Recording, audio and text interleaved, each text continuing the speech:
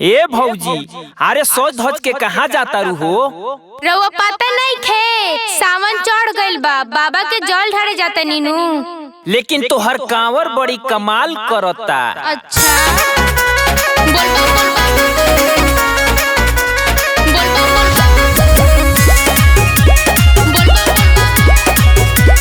Music by Aditya Mishra.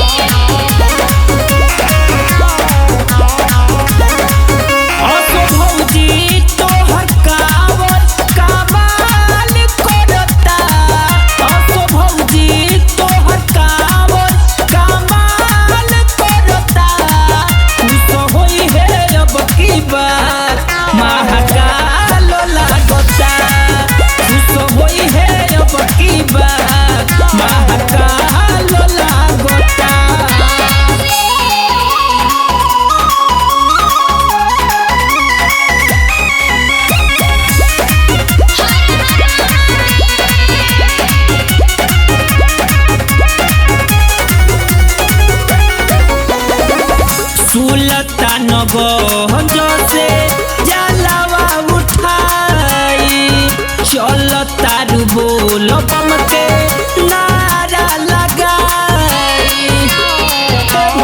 सुनो सुल्तान गंज से जलवा उठाई चल तारू बोल बम के नारा लगाई।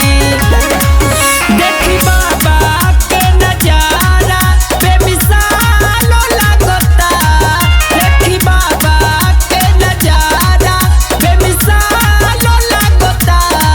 खुश होई है अब की बात महाकाल लगता, खुश होई है अब की बात महाकाल लगता।